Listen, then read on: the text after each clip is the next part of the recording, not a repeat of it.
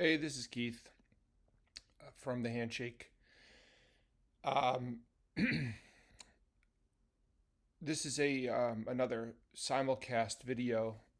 This is a podcast I did with designer Thomas Warming, who designed, as of 2025, both of the Handshakes album covers. The Handshake self-titled uh, self-titled release from 2012, and then all the additional album covers for our singles that are coming out as of the recording of this podcast in 2025. There are a bunch of singles, and then there will be an album coming out. And this is the video of us discussing which of his artwork would be appropriate for the album cover. We just thought it was an interesting conversation, so we decided to release it, kind of a behind the scenes sort of thing. And like I said, it is actually it was released on Get You Some Productions, which is our official podcast where we discuss all sorts of music related stuff and interviews and such. So that's it. Hope you enjoy it. Thanks. Bye.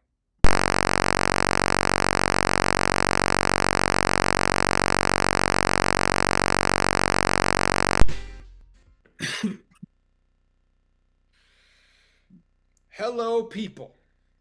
This is the Get You Some Productions podcast. This is a show that is usually a show about music production from the first note to the last fan and everything in between. And we're talking today about what's in between, I guess, because we talk about lots of stuff. Whatever is related to music production, and it could be songwriting, musicianship, music production, a proper attire for a gig. It's whether you should curse out your fans. We talk about everything. But today, we're going to be talking about artwork because we're in the process of recording an album for our band, The Handshake. And Thomas Warming, who is a good friend and also a very talented artist, designed the album cover for the first Handshake album. And it was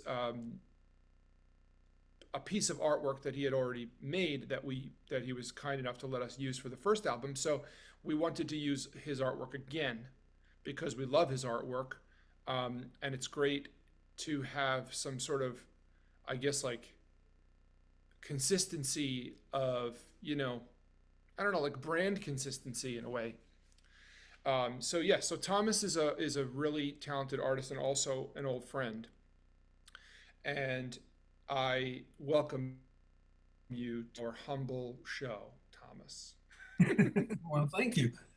Thank you very much. I'm happy to be here with you. Good, man. I love this stuff. Yeah. Um, is it normal to be nervous, or is that?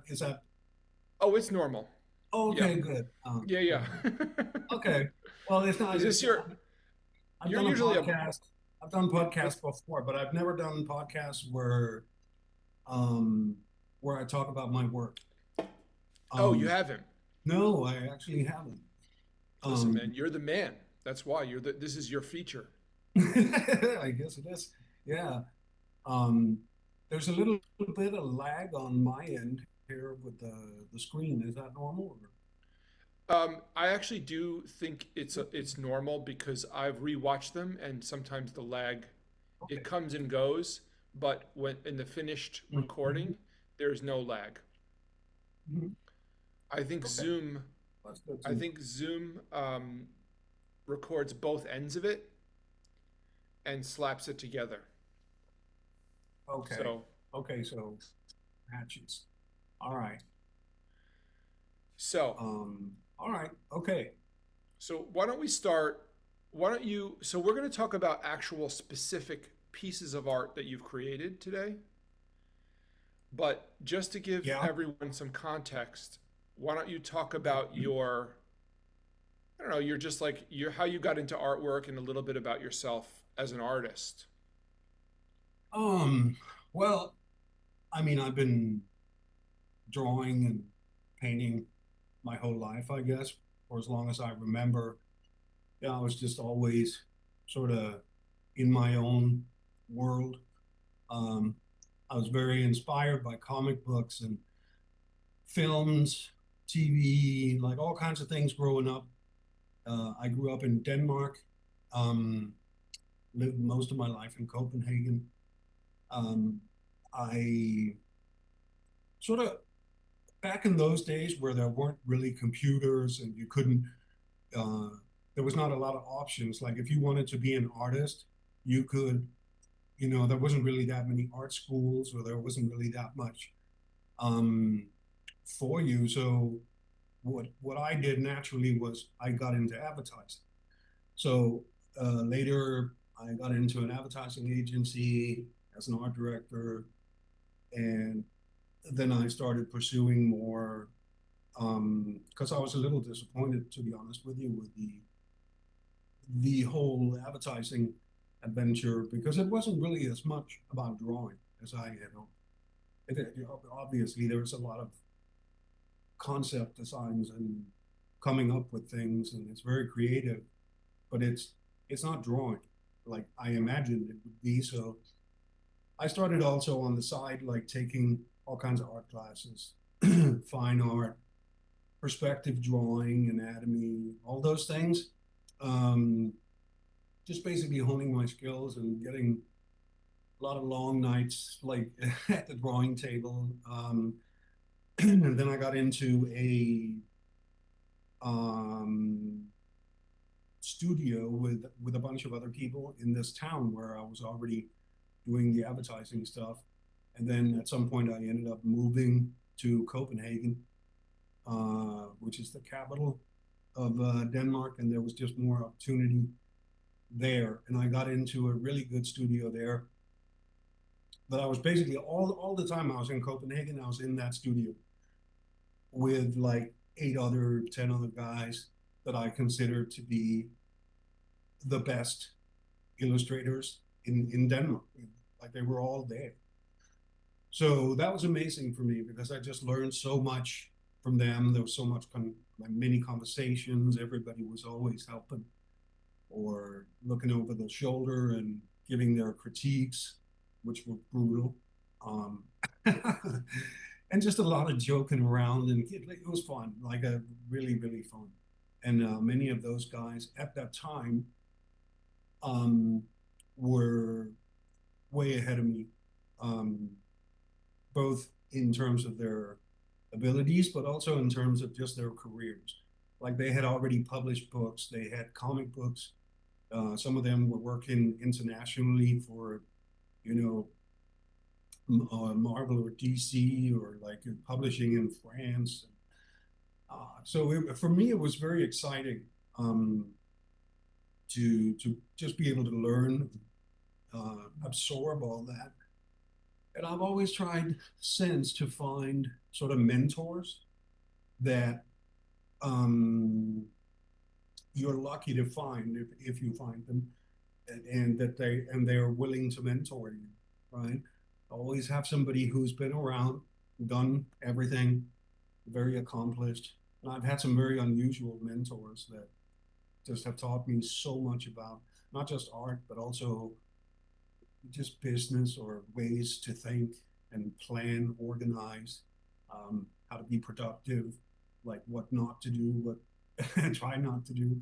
Um, so basically, when I was, I think, yeah, it was like when I was 40 years old. I had an apartment. I had that studio. I had another art studio that was for painting. Um, so the one studio was a commercial sort of illustration studio. The other one was an art studio where I painted. And then around the time when I was 40, I went to New York and showed off my work. And I just went literally with like a briefcase, organized meetings in advance, went to all kinds of publishers and agents, and knocked on their door like old school, with my portfolio. Like, here's my shit. Like, and it was hard. It's very, very hard. As you know, in New York City, it's brutal. Um, but I, I made some, yeah, yeah. around what year was that? Just curious. So that would have been in 2008, I believe. Yeah, that was in 2008. So then I went back to Denmark because I had made one major sort of contact on that trip to New York for a month. Um, and it was a 3D animation studio. They were producing a feature film, 3D animated, and I auditioned with them, and it was a very unusual studio out in Brooklyn, and it's about 60 guys or something working on this thing. And so I went back to Copenhagen and I started working for them remotely, concept design, like, design the environment, and determine how this is going to look. What's that character going to look? What are those vehicles going to look like? How's the world going to look? Right. So I started doing that, but it was crazy because there was a 9 hour or 6 hour time difference, right? So a lot of the time when they would come in the morning and expect me to do like dailies and talk and like be on uh, meetings, like to discuss, because it's a very fast paced industry, uh, animation. So that was like at 3 o'clock in the morning or something for me, right? So I was like, ugh, like what's going on? Good morning, guys. So quickly it became a thing where it would be beneficial if I was in New York. So they sponsored a 3 year uh, work visa. Uh, Back then, I believe, ironically, I think it was called the Einstein visa or something. Um, Me and Melania, you know. Um, Are you? so Good to know. yeah, yeah, man. No, so I came over. I actually decided I'm going to do this, and I was 40 years old at the time. So everybody and anybody I knew in Denmark thought, "Oh my God, Thomas is having like an existential crisis or something," because like I sold my apartment, I got out of both my studios, and I moved. Like, and then I just got right into this work situation. And New York City, it's like 10 hours a day, 12 hours a day, and you're just cranking, right? And all those guys I was working with, they were in their 20s, just sitting there eating popcorn and playing video games and having like figurines everywhere. And I was 40. So it was like, okay, there's a little bit of a difference there. But no, so I did that for a long time. And actually, ironically, uh, the imagery that we're going to talk about today, I assume, I created all that at that time. You know what? So now that you're saying that out loud, because you were saying create environments, Mm-hmm. and Yeah, that's what a lot of these images are. They're environments. that's what they are. Yeah. Yeah. And Okay. it's Cool. interesting because, for the first time, because I had really not done digital illustration for very long. Like at most, I had done a year and a half or something. And like when I started working for the animation company, they gave me this enormous like Cintiq, it's called, right, where you draw and paint right on the computer screen. Um, and I'd never done it before, ever. So it was like a huge learning curve that I had to learn, like all the mechanics of it. But so what happened was I was actually very hesitant to go digital for a very long time, several years. And it wasn't until like pretty much everyone else at the studio in Copenhagen, they had all gone digital because it was sort of like expected now in the industry, and it's because it's faster, it's cheaper, you can edit, you can send it, Uh, it was just like the old analog system was suddenly like an outdated sort of dinosaur way of doing things. Um, so I was reluctant for a long time. I wish I'd started earlier because I would have progressed faster. But I just was trying to hold on to the craft, you know. But so one of the things that happened with the specific images, that series of images that I showed you, was that came around the time when I started really digging into Photoshop. Like, what can you do?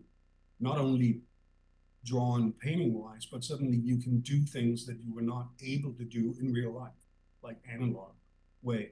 So I started digging into creating realistic, like photographic environments, basically, right? That are created out of almost like collage. Like I would do all kinds of photographs, walk around New York, like take pictures of all kinds of weird stuff. And I would come home and I would chop it all up. And then I would construct something that doesn't exist, but so it looks real, right? And then I would start painting on that and like use the skills that I already knew how to do.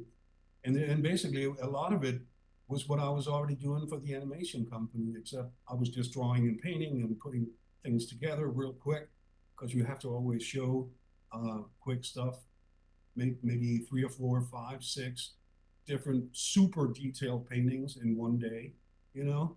Um, so you just have to think fast and know how to work fast. But that became those pictures. Um, so it was very exploring, exciting time. So I know that still you make a living out of doing some artwork, but and I know because we're friends and because I also see that things that you post from time to time in social media. Yeah. So a lot of art that you're producing, and there's a lot of commercial art you're still producing. Obviously, that's your job. But Mm-hmm. there's also, I'm curious about, if you could just make art, just like whatever you wanted to do, Yeah.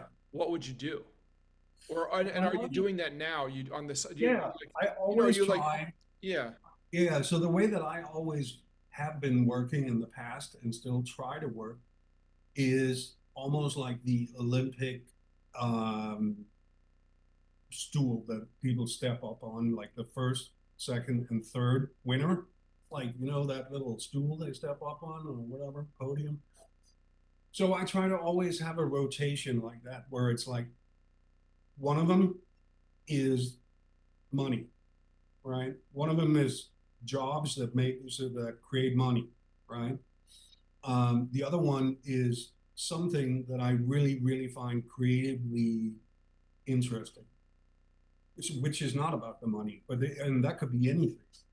And then the last third one is something that really means something to me personally, right?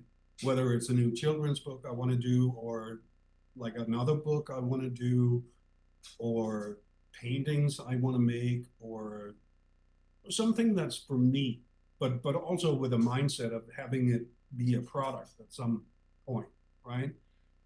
I mean, those days where it's where I'm just painting for fun, um, they don't exist.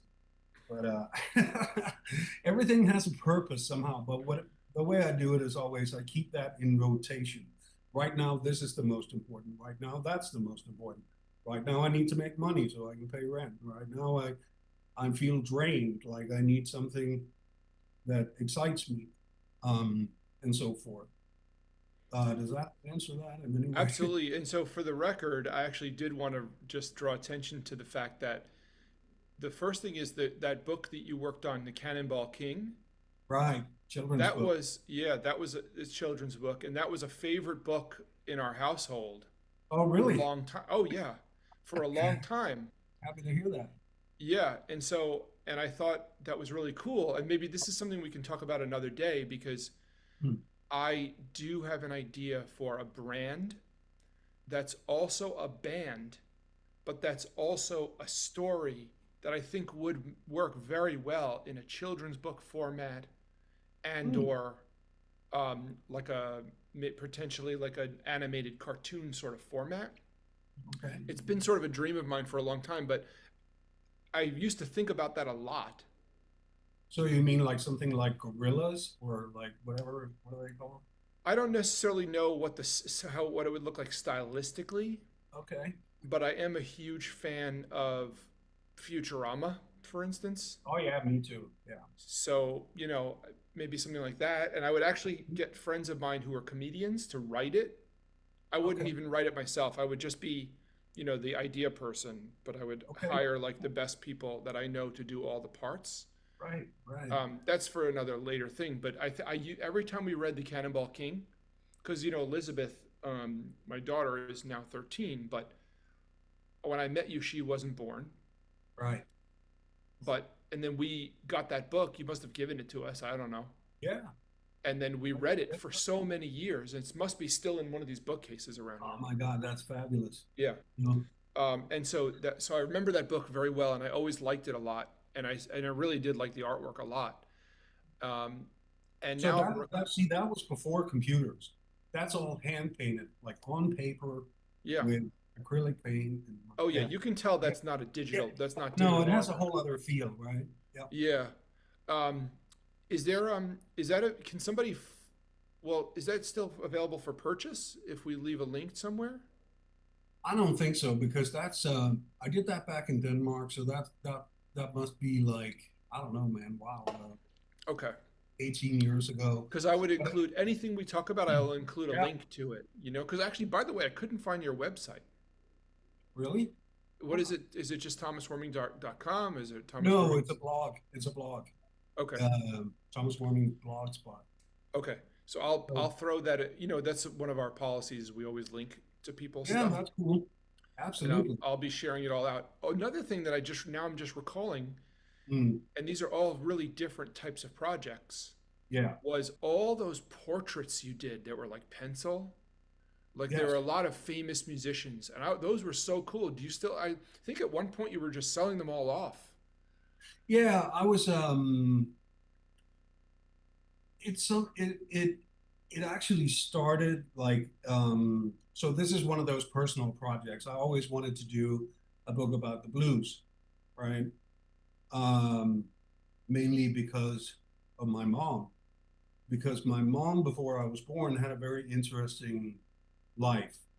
When she was very young, long story short, she was an au pair in France, Paris, and she was like 17, 18 years old. She somehow befriended a very, very famous blues pianist called Memphis Slim. And they were like in a relationship, right? Which even back then, and even in Paris, was kind of like weird because, with the whole racial um, agenda and everything back then. Um, but they were together for like 2 years, and Memphis Slim was he had become sort of this beacon for the blues in Paris. So all the musicians from America, like Sonny Boy Williamson, T-Bone Walker, Muddy Waters, like all those great blues musicians, um, they were basically treated like shit in the States. Like they were not even allowed, to have a drink in like the venue they just played at, you know. So what he did was he brought them all over to Europe. They went on tour. He organized all the tours through Germany, like France, and all those places. And these guys, for the first time, were like treated like kings, you know, over there, wined and dined and made good money, and people like loved them. And can I have your autograph? And like these guys could barely write, some of them. Um, um, so my mom amassed this, I guess that she just sort of, without thinking about it, held on to like collection of all kinds of crazy stuff, letters from these guys, all kinds of great photographs, signed things, like all kinds of wonderful stuff. and she kept journals of it. And so that is something that I have been working on. And it started basically with me just sketching, not finalized paintings, but sketching all these blues artists, like all the ones that she has taught. Because I already knew their music. I grew up with it. I was like listening to Sonny Boy Williamson when I was 5, you know. So I kind of stood out in kindergarten a little bit. But but so what you're talking about, that's what spawned all those portraits. Like suddenly, whenever I had time, I liked making these drawings, and then suddenly I had like a whole bunch of them laying around, and I thought, well, uh, maybe people want to buy them, and I put them up, and I sold a whole bunch of them, um, and it's one of those things. It's like people who have known me or grown up with me or went to school with me or know that I'm an artist and have, like you, maybe bought some of my books for their kids or whatever. Suddenly they could get like an original something for like cheap because that the whole point was to just not sit here and be like, fuck, I have art everywhere. I need to like get rid of it. But that's how I did all those. Yeah. Those are cool. But and you don't have? Do you have those in a collection online at all, or did you No, just have them physical? They were never digitized, and then you sold a never. bunch of them. So that's the Yeah. ship has sailed at this point, right? So you, No. I take pictures always or scan oh, whatever I do, just so I have it, you know. But the problem is also like I've gotten more and more into the line of work that I do, and with my wife, when we work together, we write books together, like all kinds of things for celebrities, or it could be CEOs of Fortune 500 companies, or actors, or like all kinds of stuff, musicians.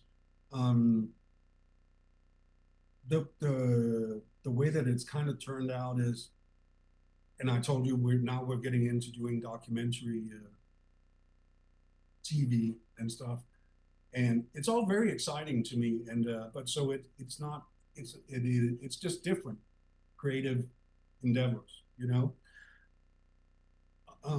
But what was I going to say? Oh yeah, so the thing a lot of times what happens is I'll end up suddenly being hired to do like a series of children's books for somebody who's kind of a celebrity or something. And then I cannot talk about that at all for like 2 years, right? And we are under constant NDAs and all kinds of stuff. So sometimes it looks like on my website, like it's like people are like, I wonder what the hell he's doing here. It looks like he's not really doing anything. It's because I can't show it. And, you know, you cannot show it before it's out. right. And I don't want to get in trouble, and I don't want to get sued. And like, you know, And you have to pay the bills. So yeah, if you're doing that, it leaves probably less time to do a sketch of your favorite blues artist or something, yeah. whatever the case may be. But those things are actually just like those things kind of tend to keep me sane because when it sounds crazy, but if I am totally overworked on the computer, like with digital art, if I've worked like 12 hours for like 2 weeks and I'm busted, right? It helps to just bring out all the paints or the colored pencils or the like and just sit and like do something quick and like and I don't want people to get the wrong idea because sometimes people are like um they're almost like because they don't really differentiate between something that's really finished or something that's just a sketch, right? So it's almost like, well, I kind of remember I used to remember that you were better than this, and it's like, well, it's a sketch, you know.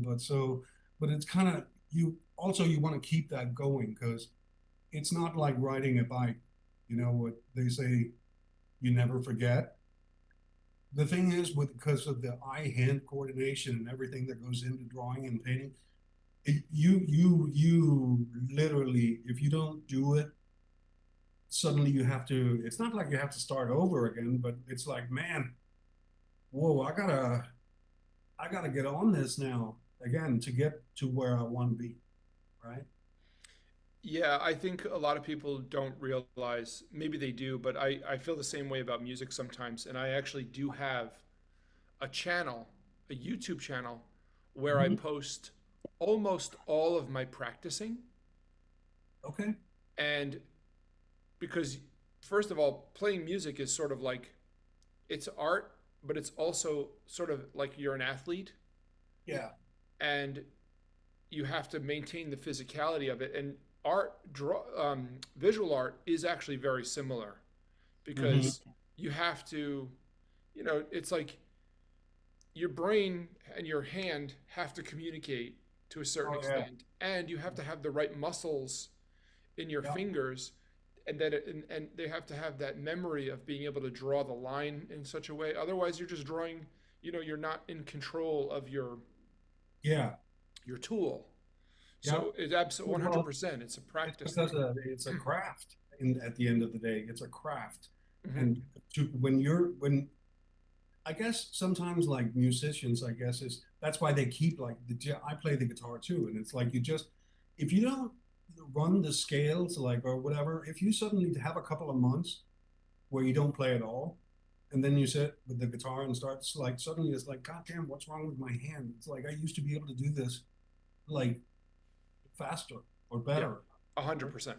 So you just need to sort of have it's like sharpening a pencil, I guess.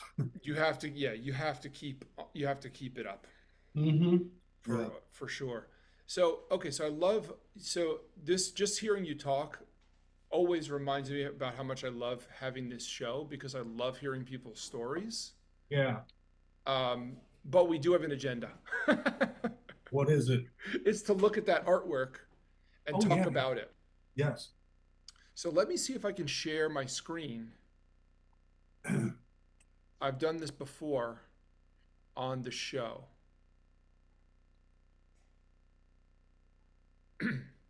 All right. Can you see your stuff? Yeah. Yep. Okay. Yep. Yep. So so let's start with this one because this is the one that we used for the first Handshake album. Yeah. But we just used basically just like an outline that goes as far as this pillar and then as Mm-hmm. far as this pillar and Yeah. maybe up to here. It was just a square bit. Yeah. And I've shown people this folder of your art, Mm-hmm. and people love it. And I think people really love it because it's just so detailed, Yeah. and they're all so moody, I guess. Yeah. You know what Yeah. I mean? And so Yeah. people just feel like, oh, there's so much detail, so it's very interesting to look at it. But also, there's some moodiness. I showed this to my friend, Mm-hmm. um, a couple of friends, and they're like, oh, I love the lighting. A couple of different pieces because there's a couple that we're going to look at. Mm-hmm. Um, but let me ask you, how do you want to do this in terms of going through them? You want to just talk a little bit about each one and just like, is there something you can tell us about, you know, maybe the inspiration to create each one or Um, and actually I was very curious about process and you said a little bit about yeah. how you take pictures and then Yeah. you I guess you must digitize them in some way and then you know what I mean? Yeah. Well, I guess it makes more sense if I talk about how I work, right? Because when you've done something for so long, like I have, I've like just been a professional illustrator for like 30 years now, and uh, I tend to work in all kinds of different styles, which is good when you're freelance because you can get hired to do all kinds of different things. But in terms of leaving like that one sort of the Thomas Warming imprint, it's like, or just so people tend to be like, you know, if they buy your art, they're like, oh, it's a Warhol. You can tell immediately it's a Warhol. So you can't always like tell immediately with me because I do so many different styles and jobs and like, but but as long as I'm alive, I'd rather be alive and live, be able to do what I do than have to struggle and suffer the whole time. Um, so Well, I do think there's a lot of consistency yeah, stylistically between these pieces, oh yeah, for those sure. yeah, there are. And it's funny because the way when you're taught the way I am, when you do a lot of book and like graphic novel type of work, um, sort of sequential art, storytelling like that, you become very meticulous in the way you work. Like there are certain steps that you always do the same steps. You start with little thumbnails, like sketching out like very little ideas. Then you expand those. You make a sketch, like loose sketch. Then you take that and refine it in another sketch. And then you do sort of a final sketch, and then you transfer that to the painting that you're going to do in the end. So that whole process is a way that I've always worked. It's very much the way that the old directors, like Alfred Hitchcock and like recent, directors like Ridley Scott. They do all their work like that. But like before they shoot anything, everything is like totally mapped out. Like there's no surprises or mistakes, or everything has been planned, right? And that's what I used to do. But then at some point, it also gets kind of like a little, um, a little factory like, if you know what I mean, even even if you're just one person. So then I started doing all those steps in my head. Like I would spend an enormous amount of time walking around thinking about how I could spend less time doing the actual work. So it makes no sense, but it sort of I skipped all those steps to get to where I had a very clear idea of what I wanted to do and how I wanted to execute it. So when I finally sit down, I know exactly what I need to do. But what I then sort of applied onto that method was that um, I just sort of applied, because when you're that organized and it's that planned out, you can also kill the spontaneous sort of energy in it. When you refine, refine, refine, refine, suddenly it's almost like dead in the end, right? Hmm. Yeah. So what I started doing was right before I started actually painting or putting together what it is I want to do, then I sort of just like opened myself up to suggestion at the very last minute. Sort of just like open my head, like I guess what people do when they meditate. I don't know, something. Um, and then whatever comes into my mind, I don't really question it. And for a picture like this, for instance, when I look at it, I'm like, what the hell was I thinking? But at the same time, it's like at that time, I didn't question it. I allowed it to happen, and now it's there, you know? And to me, when I look at it, it reflects a lot of the first impressions that I got when I moved to America. Like when I first saw New York and Brooklyn, which are like two different entities, really, right? Like the grittiness of Brooklyn and some of the grandeur of Manhattan, right? So basically, when you experience something like that, it's like overpowering, like really overwhelming if you're a visual person like I am. So it was almost like a necessity for me to sort of uh, transform all the impressions and thoughts into something, right?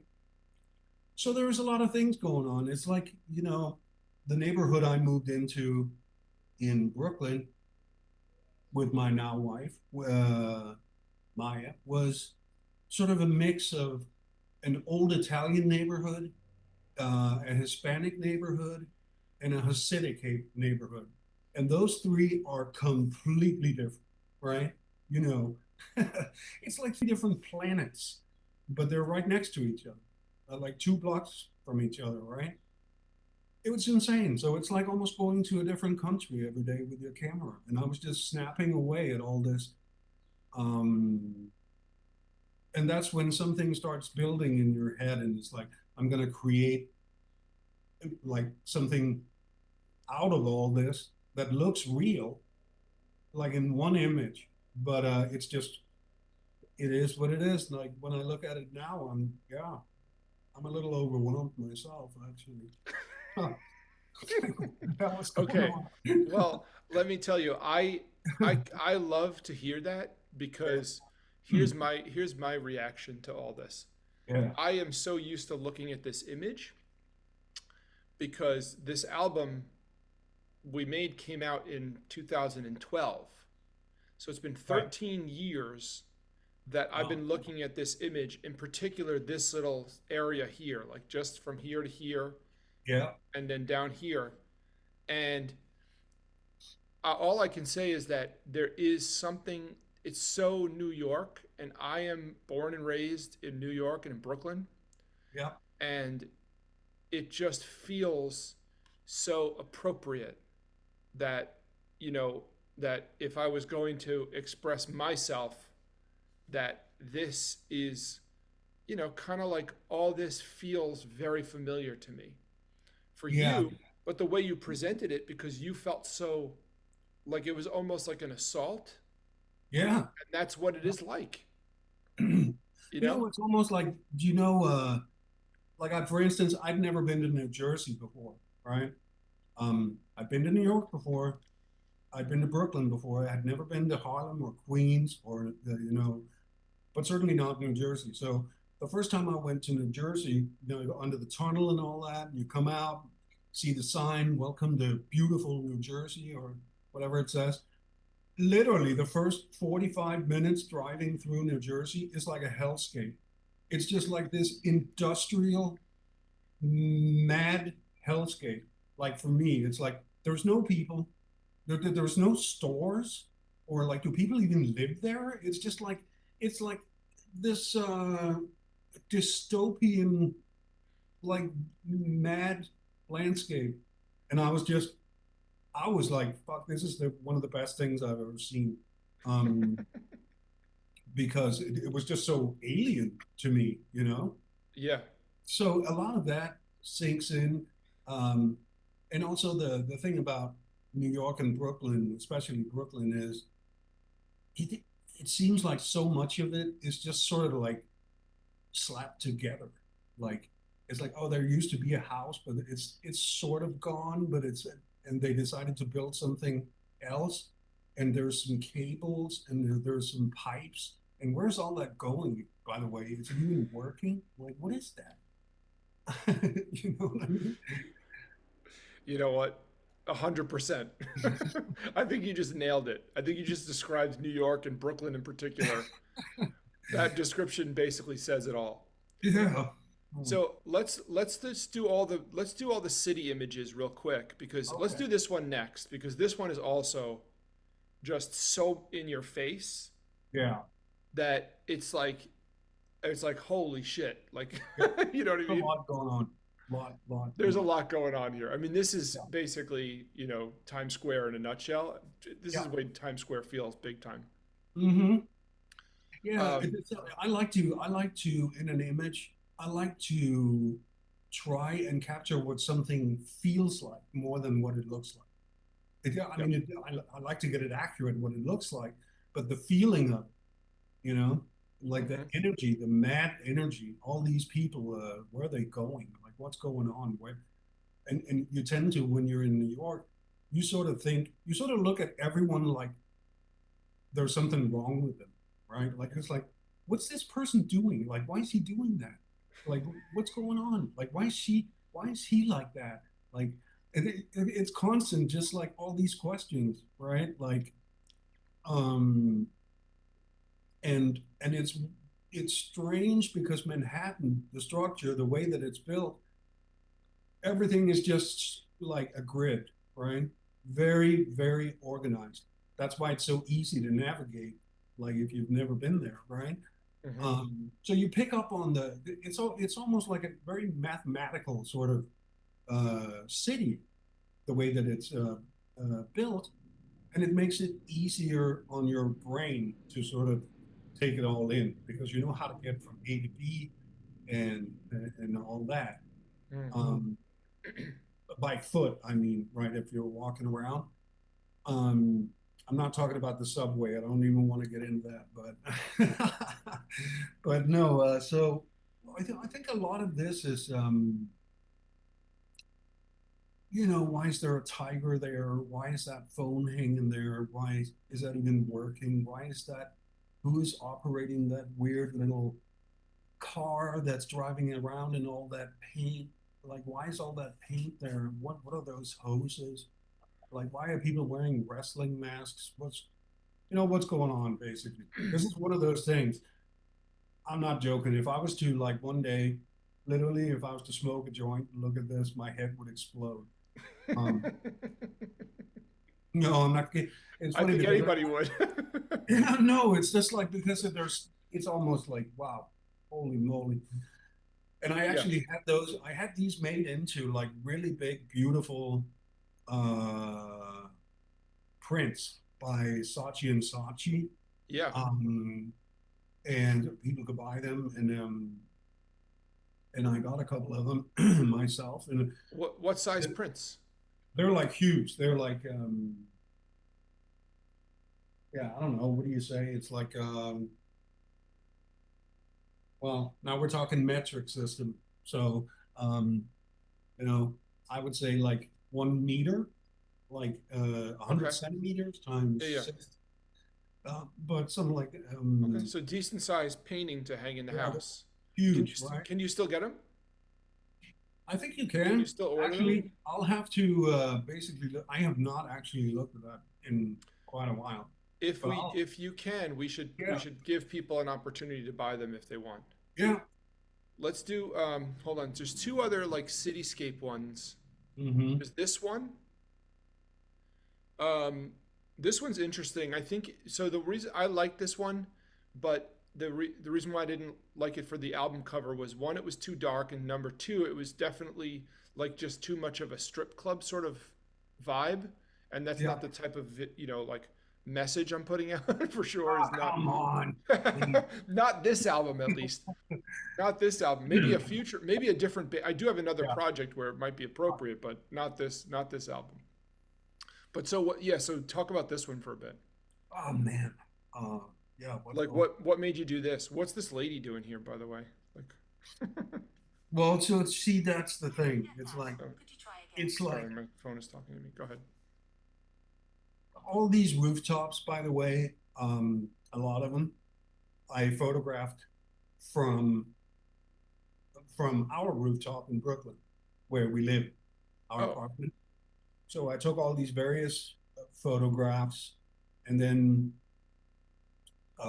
pieced something together that looked realistic, and then all these other elements of in industry, industrial shapes, um, and like you're saying, it's a very dark image. It's got a lot of sex kind of undertones going on. mm-hmm. Um, and then, you know, the eye goes down to that female standing on her own in solitude on that little balcony in her red dress. And there's a champagne glass in front of her. Mm. Um, so, yeah, you tell me, man, what does that mean? I, I don't know. I think it's one of those things where you sometimes when you're in a city like New York, where there's so many people. I live in LA now, and it's even worse. Um, I mean, not worse, but it's even worse. Where sometimes the more people who live in one place, the more lonely you can feel. It's almost like that taxi driver feeling. It's like suddenly you sort of get very secluded or reclusive, um, because it's almost too much for you to take in all of that. Dude, actually, so now that we're sitting here, I actually do really love just sitting and looking at these images and talking about them. Yeah. And what I saw was, because I have the mouse, so I can sort of show you. But Mhm. I started looking more at the detail, and you see how there's like, it's it's New York at night, and there's these like streets and the darkness and these little lights poking through the darkness. And Mhm. that was what I was actually, before you said it, I was feeling loneliness from this Yeah, picture. yeah, And it is sort of a interesting sort of dichotomy where it's there's obviously a lot of people because you have to have all these structures to house all these people, and it does feel lonely. But sex, which is a very intimate thing, is outside, you yeah, know, like that's what's lit up. It's like, oh gosh, yeah, so yeah. it's definitely a cool image. And I guess it's got, it's hard to get around when you do something where it looks a little futuristic and stuff like that. Yeah. There's elements, there will always be elements of some kind of Blade Runner's thing in anything because what Sid Mead created and Ridley Scott created with that was just like it sort of set the tone for a very long time, you know. Um, Yeah. that whole utopian dream, like with Star Trek, that everything is going to be beautiful and money doesn't exist. Nah, it's going to be terrible, you know. That's not very optimistic of you. No, hey, well, hey, man, I'm not, I'm not saying I'm Mr. Optimistic, but Yeah. um, I like to do things that I always try to do something that people can relate to beyond um, the product, if you know what I mean. Like Yeah. it's like, and also if you do a book cover, you have to do something that it sort of sells the book, it promotes it, and it shows you what kind of story it is, but without giving it away, right? Mm-hmm. And sometimes I always think of all these things when I do these things because it's like The Great Gatsby. Um, F. Scott Fitzgerald, The Great Gatsby, is like lauded as one of the greatest novels ever written. The cover for that book um, is like iconic now, right? But even then, it was like a it's this blue, like this blue color, and those two eyes, this woman's eyes, and we see, the distance and the light beam. And it's very simple, and it doesn't you like when you look at it, you're not going to have any idea what the story is really. But once you have read the book, that cover suddenly means a lot more, Mm-hmm. right? And it's Yeah. weird because I was reading about it not too long ago. The artist who did that cover apparently only did that one book cover ever. I mean, what the hell are Wow. the odds, right? That's Um, fascinating. yeah, I know. So, but Yeah. I but this again also comes back to what I said earlier with opening yourself up to suggestion because um, but because you don't want to give people answers to everything. I think that's when things become like a little too on the nose and the message is a little too cut and dry. Um, no matter how beautiful it's executed, it's sort of like, yeah, um, there Mm-hmm. has to have there's got to be something in there that like I don't know makes you think or makes you sad or makes you happy or it has to be a combination of several emotions, I think, Mm. to fully work. Yeah, I agree with that. I think sometimes, they say like in music, it's the notes you don't play Yeah. or where you leave space.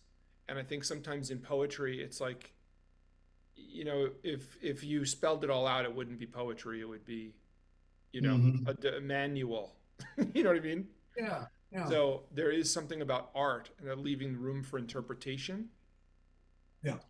Um, But this is the isn't that also that old? I guess that goes in music too. Like when people often ask, like, how do you know when it's done, right? Mm. Especially if it's like visually and it's very detailed and it's very complex, then people are like, how do you know when it's done, right? Yeah. Um, and that's a good question because something is only done when you're able to hold something back, you know? You don't want to give everything because then it's over, right?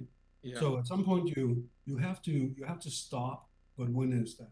For me, it's usually when I work so long that I sneeze 10 times in a row and my body is telling me, okay, we're done here. Your body tells you. Yeah, You have some sort of visceral reaction, like an I allergic know. reaction to continuing to work. Immediately, it's like suddenly I'm sick. I'm like, okay, that's it, we're done. I I actually have developed sort of a technique to, Hmm. I feel like there is something about art where it's like when you say you open yourself up and you just let it flow, like whatever comes to Yeah. you, you let it flow out. I Hmm. think I think that's the sort of the essence of art, because if you can, I think people should do some explicit preparation to create art, Hmm. whether it's life experience or it's practicing the art or it's, you know, uh, purposefully taking some sort of input in so that you have something inside of you to come out that will filter through you. But when Hmm. you're making the art, I feel like you have to just shut that off and just make something that with the feeling, and then, and then it's not up to you whether it's done or not, in a sense, and it's not up to you whether it's good or not also. Right.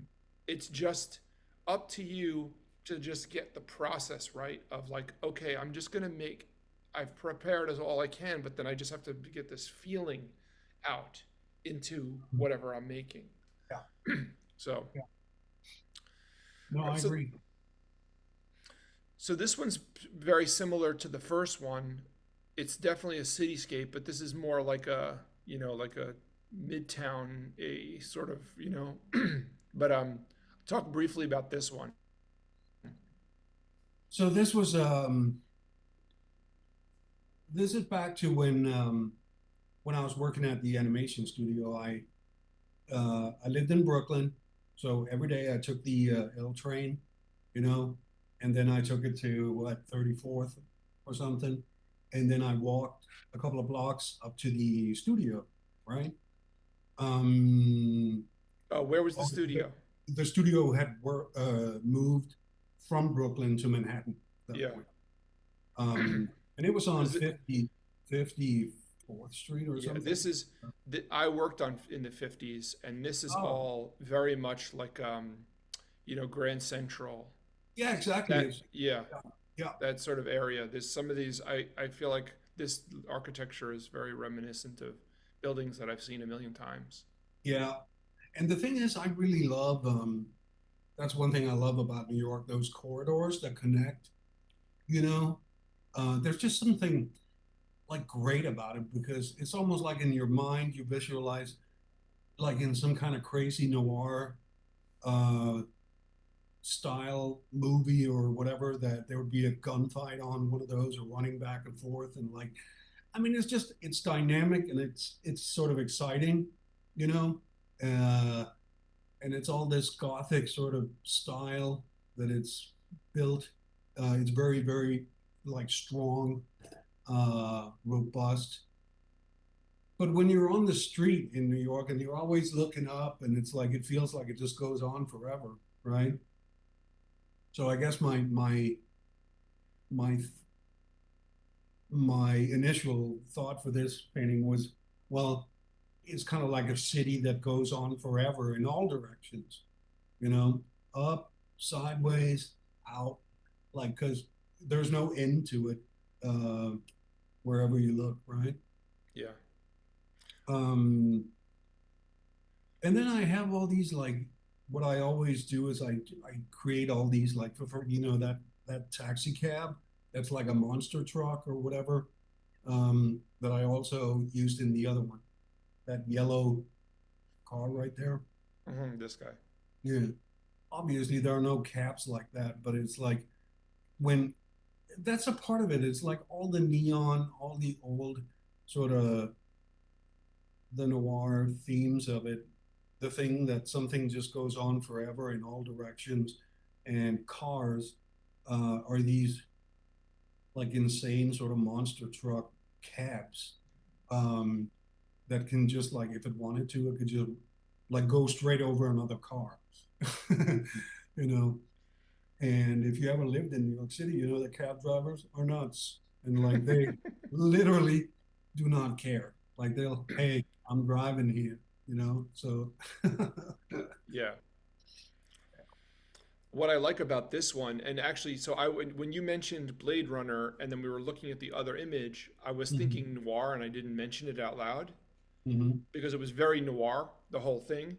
But Yeah. now that you're saying that this goes on forever, and I'm noticing, like, I did notice all these this like continuation of the theme of this bridge Mhm. was continued all throughout. But one interesting thing is that from the vantage point of the person who's looking, there's fire here, there's darkness here, but in the distance there's light. Right. Something interesting about that, where it's like the city is like, I feel like the city treats you that way. You know what I mean? Well, also it would signify because if there's light out way out in the horizon out there, it sort of signifies or it sort of implies that there must be an end to this madness Right. somewhere. Yeah. Yeah, it's very interesting. I like, one of the songs is called Hope, the song I sent you. Yep, And yep. if any of these images feel like hope to me, Hmm. it's kind of like this, where it's dark where you are, but the Yeah. city is like that. The city is like, yes, it's grimy, but it's like, but the city promises something. Not everyone gets it. In fact, most people don't. Hmm. They don't get the promise. I'm just looking to see which one we talk about next. Let's talk about this one next, because this is also just going along the theme of the city. And this is very Right. Brooklyn. Like, these water towers are so Brooklyn. Yeah, and that's another thing. Like if you come from another country like I do, we don't have water towers like that. Um, so immediately you start focusing and or I do, I get very drawn to things that that is unfamiliar, right? I'm very much a person who doesn't um like unlike a lot of other people in New York, for instance, who has very set patterns. Like they'll go to the same coffee shop every morning to get that cup of coffee before they go to work. I'm the exact opposite. Like I don't really have patterns, and I don't follow. I try not to follow any patterns really if I can avoid it, because it you just end up in situations that you've never that otherwise you would never see or experience. That could be good and that could be bad, but but in terms of so stylistically and in terms of putting together imagery like this, again, there's a ton of photographs that I took and all kinds of weird, signs and all kinds of stuff that doesn't really belong together, but then has this uh, rundown sort of weird world where it's a mix of industrial that's definitely not habitable, and then buildings where obviously people live, and then all these zeppelins of various kinds. I've always loved zeppelins. Like I love zeppelins.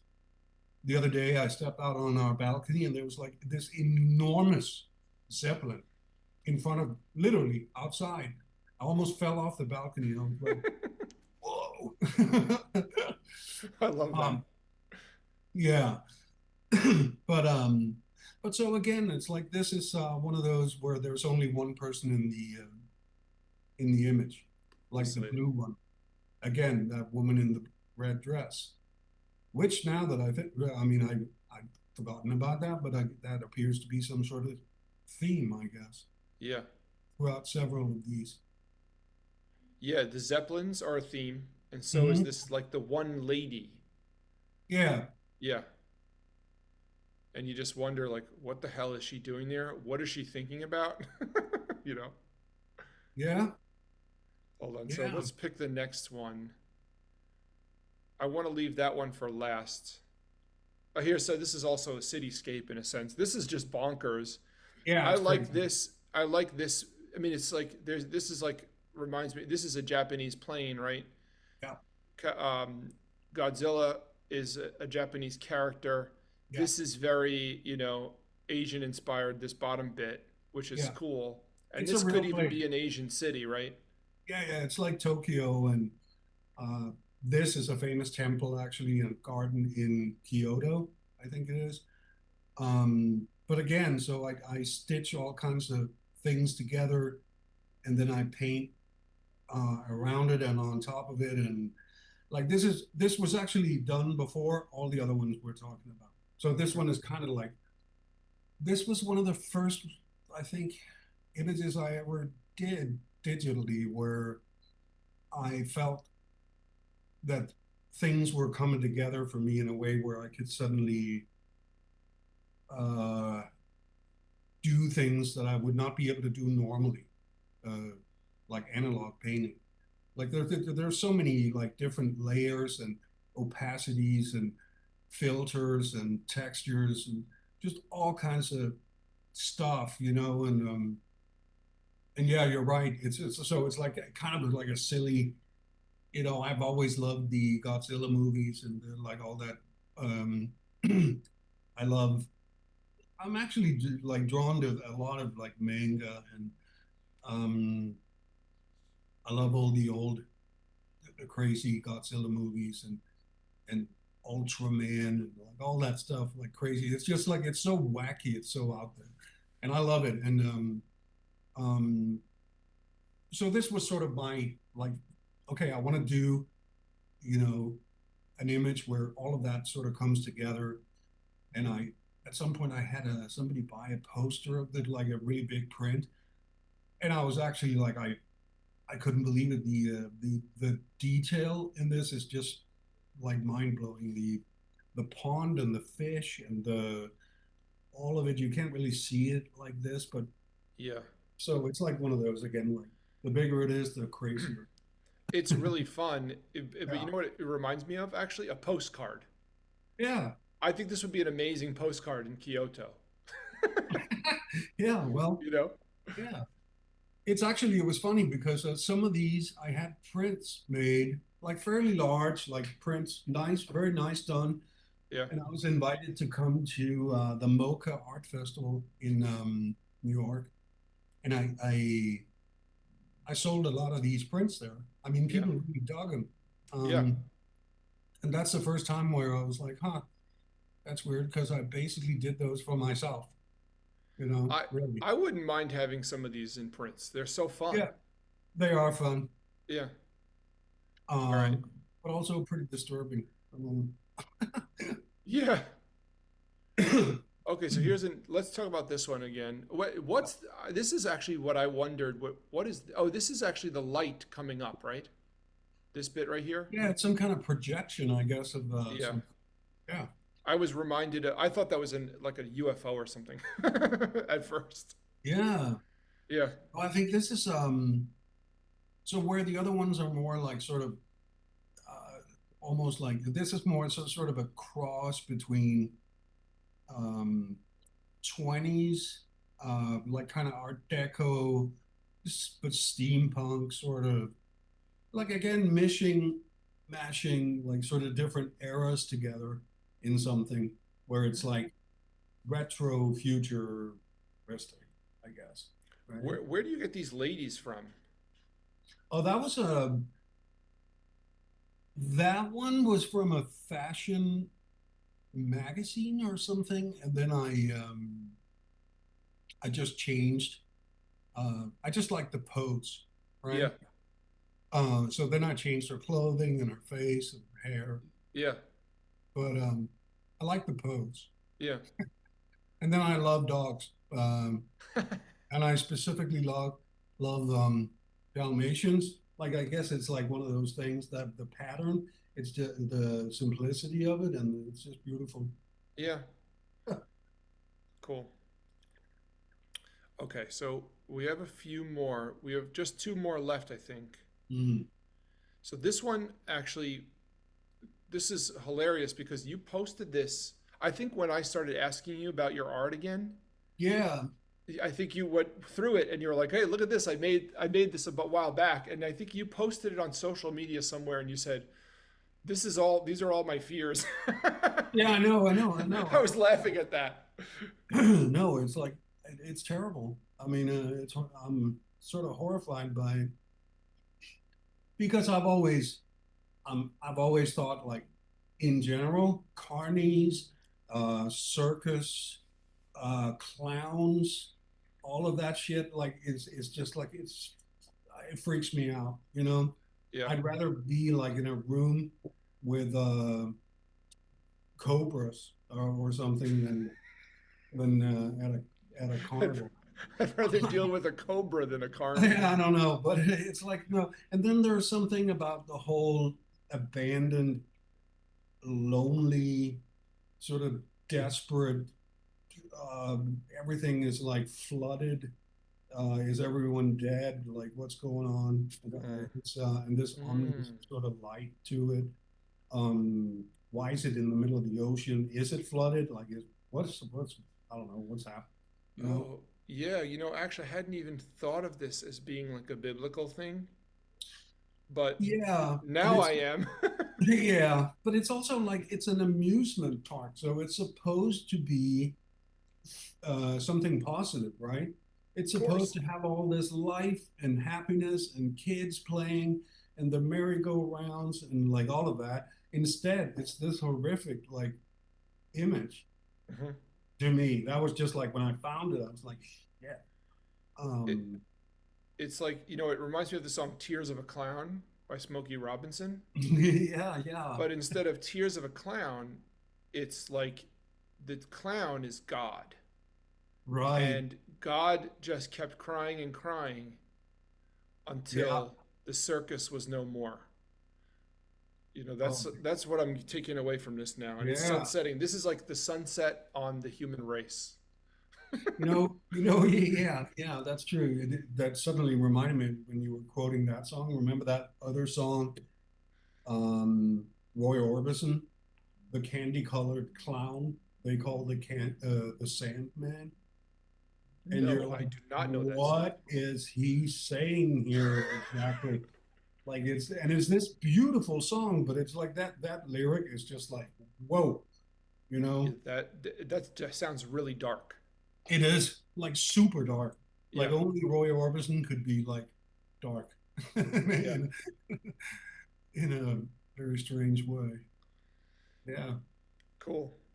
I don't know if I So have any more to say about this one. this is a I love the only thing I'll also add is that just this the image of the ocean is really beautiful. Like the way I just like the texture of it. Yeah. Well, It is also yeah, because the water is black, it's very, there's just always something about water that's freaked me out. But, yeah. you know, because it is, yeah, like they say, only a fool does not fear the ocean, or is that how it goes? Well, I don't know if that's how it goes, but it should go that way because um, yeah, no, because water can be like so many, it could be beautiful, it could be bright blue, it could be very still and like kind of scary looking because it's not moving, Mhm, right? And it could be all black and sort of it becomes like this whole other thing, mhm. like it wants to suck you in and take you ashore. And Yeah, it can be very destructive, yeah, but it's yeah, also responsible for life. yeah, yeah. Okay, so this is the last one, Mm-hmm. and this is the one I think I want to use. Um, Right. I've always liked this one a lot, and I really like I like the light, the way the light comes in. Yeah. And just as we're talking now, I also like how it's like this reading room, which is almost like a sanctum, Yeah, but it's like, I guess at the bottom of the ocean or something. So it's like, yeah. is it your sanctum, or is it like a watery grave or something? I don't know. But anyway, Well, I mean, it's once again without getting too like one thing I've always been very fond of in fine art is symbolism, right? I like symbolism because of the sheer, um, like again, when you open yourself up to suggestion, it's like you put in a lot of suggestive things. You don't need to over explain things. Things can symbolize all kinds of things that really the viewer doesn't either know about or understand at that point in time, but later, maybe years later, suddenly they'll see something and go, huh, yeah, I never thought about that. That's kind of crazy with and then they'll put it in context to something that maybe happened recently or something that, so it becomes sort of a more timeless. Um, and this one in particular is like because it doesn't have any people in it, right? Uh, Suddenly everything when there's no people and it's something is just like empty like this, but there's all these traces of people here, right? So it's like why are all those piles of books there doing? Why is the piano there? Why is all those little cars all over the place, right? wait, little. Oh yeah. So I hadn't even noticed that there's a little car here and a little car there, Yeah, they're all over the place, like funny almost like looking. children were playing. Yeah, but they're like oversized, like it's some sort of man child who lives down there. Maybe Um, that should be the name of my album, Man Child. yeah, that's a good one. But see, also it's like this. It's got kind of like this crazy rug, all these patterns, all these lights, repetition and stuff. But it's underwater. The symbolism of it always suggests something subconscious when it's underwater. It's like you're dealing with something deep in your subconscious, and everything has a meaning. It's almost like your dream. You're analyzing a dream, right? Trying to analyze what is going on. Mm. And there's all these things that suggest things like what's that dartboard doing there? Why is that red phone there? Like usually when you have a red phone, you know that like if you see movies, it's like you only have a red phone if it's an emergency, Mm-hmm. right? Mm-hmm. Like why else would you have a red phone? Like Mm. you only use that when shit hits the fan or something is not right. You have an emergency. um, but otherwise, it's sort of very tranquil and relaxed, and I like the shimmering of the light and the. But also, why are there sharks? And is this a single sort of solitary construction under the water? And when you look up, you see there's sort of a whole city going on up there. Yeah, I So was wondering what that was. So yeah, yeah, okay. good So that question. is a city. It's definitely structures of some kind, right? Whether they're built underwater for whatever purpose, or if they were there before and then the whole thing got flooded. I don't know. Mm-hmm. Um, but the fact is that it's there, right? Yeah. So, and which would indicate that there is more people than just whoever happens to be inhabiting this room, Mm. right? Um, but ironically, I was happy you chose this one because this was the like literally this picture was the first picture that I gave my now wife. Did I tell you that? You did tell me that. Okay, it's like I'm not going to get into the details, but we woke up together one day in Brooklyn. Mm-hmm. And when she didn't live in New York at the time, but on the way out the door, since I had these prints made for the Mocha Art Festival or whatever it was. I gave her this specific one and drew a little heart on it, right? Hmm. And so this has always been sort of a very special picture Hmm. in that regard because she's always had it wherever she was and wanted it up on the wall. It's one of those things like when you're like me and you have a sort of big output and you do a lot of different stuff. I don't really have my own work on the walls because I tend to just sort of focus on something and look at it and be like, ah, shit, I should have done that differently, and this doesn't work. Or why? Oh my God, what was I thinking? So it's Yeah. like, you know, but this is one of those that for her I know has special significance, and I think it's very cool that you're going to use that one. Why did you choose this one? Uh, You know, um, I think when we made the first album, yeah. it was a lot of trekking around in Brooklyn, Hmm. and we were going to a rehearsal studio in Brooklyn in Manhattan, and I was picking up my drummer, and he was in Brooklyn, and we were meeting, and it was just an urban experience, Yeah. and I feel like, and the album is kind of a little bit rough, Mm. you know.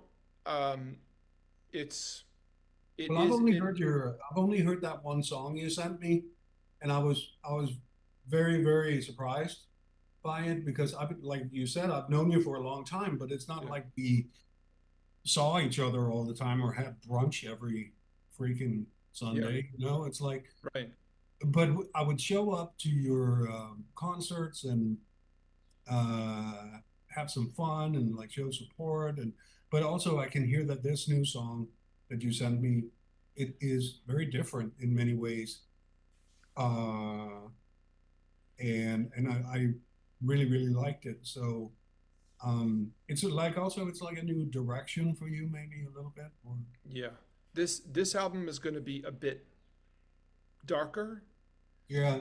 and a bit more introspective, I think, Hmm. than the first album. So this feels to me like I don't know, it's just like I go on my gut, I guess. And honestly, I don't mind telling you this, but I feel like the first album is definitely like a first album. Mm. And it is rough in all the ways that a first album is rough, but it's Yeah. also a very sincere sort of output.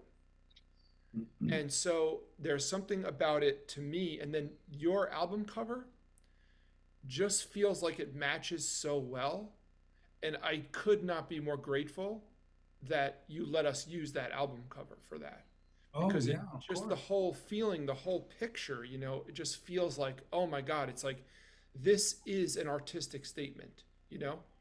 And so the same way with this, I feel like if I want to put something out into the world, I want whatever's visually representing it to be something that is also like some kind of statement Yeah. that feels a certain way and looks a certain way. I don't want to just have something that's sort of like, just blase.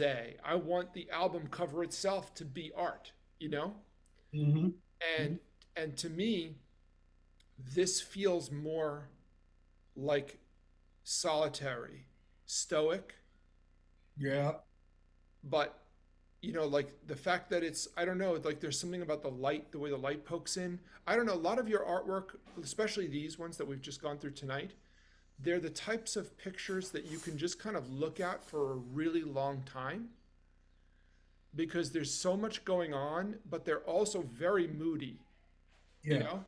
And this one I like a lot so much because the other ones that were urban, I thought, oh, why don't I use another urban one because the first one was urban? Yeah. But I feel like I'm about to move upstate to upstate New York. Mm. I lived upstate when I was in college. It was more of a collegiate thing. I've become more of like a stoic person. To me, like a reading room is sort of like this stoic thing in a way. Yeah. And it just feels kind of like and I don't know, like this asks more questions than it answers, and I like that. Yeah. You know what I mean? You know, there's one aspect I haven't even gotten into, but if you're an illustrator and you've been doing what I've been doing for so long, one of the side benefits of creating artwork like this and illustrating all these things is that it's a very solitary thing to do to begin with. It's like if you're a writer, right? Like it's a one-man operation where like you literally are just in your own head, right? And everything comes from there. So what happens often is you tend to sort of just put on your headphones, right? And like literally in a year, if you were to sit and draw on a regular basis, right, every day, a number of hours, 6 hours, 8 hours, whatever, in a year, suddenly you will have heard while you're creating all this, you will have listened to the like collected works of the Beatles and the Rolling Stones, and on audiobooks you would have heard the collected works of like William Shakespeare and you know I don't know whoever, right? Like something you wouldn't normally do. Like who sits and reads collected works of Shakespeare these days, right? But it's like if you're already doing something, it's nice to have, and it's read by Jeremy Irons or somebody with a good voice, and suddenly it's like you're listening to all these stories and all the music that you're listening to sort of seeps into what you're doing, you know. Music for me is like I'm a huge music buff, um, but I use music in for different purposes uh, when I work. Like there's certain types of work where there's certain types of music that I would definitely not put on. If you know what I mean, it's sort of like if you use music a lot, like to get in a certain kind of mood, right? Hmm. And that's what you're talking about, like with your new new album, your new music. That mood, or because it's more of a mood than a style, really, right? Hmm. Um, and that's going to set the tone for the whole thing, basically. Hmm. Yeah, I totally agree. In fact, the more I look at this picture, the more I want to make the music match, you know? And they're not recorded yet, most of Oh, it. So right, it's right. like, this is an opportunity to sort of like have a vision and make it consistent, you know? Yeah. Well, Um, there's also something about this picture that, I mean, now that I look at it like this, because like you said, it's done a long time ago, but there's something very playful about it because even though there's nobody there, it's definitely a place that I would feel comfortable myself, right? Surrounded by books, uh, pleasant lighting. There's all these things, toys, um, the piano. Everything is significant in some way or another. And then, the only thing that's really moving is the light, right? And I've always been fascinated with the way that light penetrates water and the way it dances sort of on the bottom of a pool or something, right? So there's something very playful about it, um, that I think maybe is something that's a part of your process right now, where you're at, mhm. because you're making decisions. You've already thought about it a lot. You're writing. You're coming up with things. So you're basically inventing, uh, right? Yeah. I think, just what you said about looking at this image and thinking this is someplace where you would feel comfortable or Yeah. safe or something. Yeah. I think that maybe that's how it feels to me. you know? Yeah. It's sort of like, oh, I would like to be in this room. I would like to sit in one of those chairs or even just lay on the floor, and read a book. Read one of those and grab one of those books Yeah. and just, it's like it really is sort of like a sanctuary. It You is know? very much. But it's let's be honest, it's the rug. It It's the rug. tied the room together, man. Yeah. Yeah. This is really an interior design project. Yeah, it is. No, but it's also like one of those things, like, when I look at it now, it's like there's all these like expensive, rare like books, right? Right. But it's also a playroom. It's like, why would you have a dartboard? Like, if you were hitting a first edition of like some really rare book, right? No, but there's something like, no, it's kind of loose in a way, right? Yeah. Where, and where are all these like corridors? Where are they leading to, you Yeah. know? So, Yeah, uh, there's a level of eccentricity to it. there is, yeah, Yeah. Like some really like mad genius decided to build this like mahogany, yeah.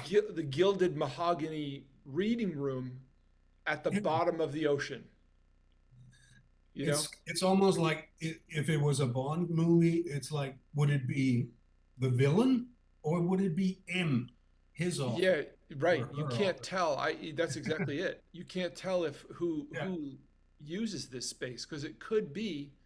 yeah, I'm sort of picturing like some sort of eccentric genius, like yeah, billionaire, but that person is potentially, their morality or their ethics are dubious. yeah, exactly. Yeah. Okay, so we've been on this, not even a phone, it's Zoom, but we've been on for a long time. So I think we should quit. Yeah, But I think we did a lot of really good work today, and I think that, oh my God, every time I say something, my phone thinks I'm talking to it. Um, so I really want to thank you so much for coming on the show, first of all. thank you for having me. Yeah, this has been I love doing this. It's so fun.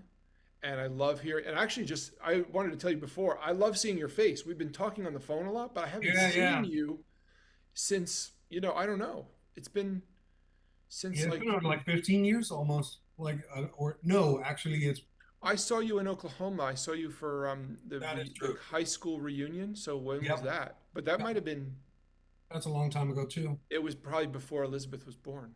So it was Yeah, probably 13, 14, 15 years ago. and that was weird. That was like, you and I were the only ones not packing heat at that Who freaking said I event. wasn't? Well, yeah, no. Well, you can tell me that now, but No, I wasn't, of course not. But that was an experience for sure. yeah, that sure was. Oh man. So, Thomas, well, here's what we're gonna do. I am going to let's get all your after the show, Mhm. whenever at your convenience, because this is not going to come out for weeks. It Okay. takes me a while to get stuff out.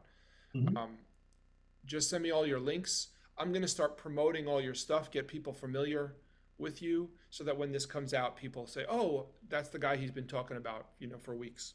Yeah, yeah. Thank So, you. but what's your website one more time? I'm just gonna send it. It's just a Thomas Warming blog spot. Hmm. Um, yeah. Okay, cool. All right, man. Wonderful. Thank you so much again Well, for thank doing it. you. Thanks Thank for you. being on the show. Thanks for telling us your story. Yeah. I hope it wasn't too boring. Oh, it was awesome. And I think that it's like I never thought that having a show like this would be so rewarding, but I'm not kidding with you. When you're telling your story as a human being, it's so important for people to hear other people's stories, especially in the arts. Yeah. I actually am moved to tears, nearly to tears, when I'm on the show. Literally, just like, like 40 minutes ago, while you were Yeah. telling your story, I'm literally sitting here, like, feeling like I'm tearing up because Oh. we're artists and we're telling our stories Mm. and, and we're putting something out into the world that maybe no one will watch it. Maybe no one will listen to this album. You know what I Yeah. mean? Yeah. But that's Never not the mind. point. You know No. what I mean? No, no, no, no. It's not. This is a human thing. This is what human beings do, and we do it, and there's meaning. It creates Yeah. meaning. Yeah. And I'm So sure I would feel the same way if I wasn't from Denmark. We don't have emotion. We don't even have tear ducts. It's like, Yeah. No, uh, no, That's I mean, amazing. Okay, good. you have to have emotion and put a lot of your emotion into whatever it is you do. Yeah, Otherwise, you're not going to get a reaction from anybody. You know, I think that's really what it comes down to. right. Yeah. Absolutely. Well, thank you, Keith. Thanks, dude. I shouldn't have been nervous. It wasn't that bad. This is so fun, isn't it? Yeah, it was. We'll do it Yeah, again sometime. we definitely should. Yeah. Yeah. And I look forward to really like hearing more where your whole music now is going. Okay. Well, So that'll be very interesting. the next song is going to be the B side to the first track, Hmm. and it's going to be sort of like Foxy Lady meets I Want You, She's So Heavy. I'm fucking in.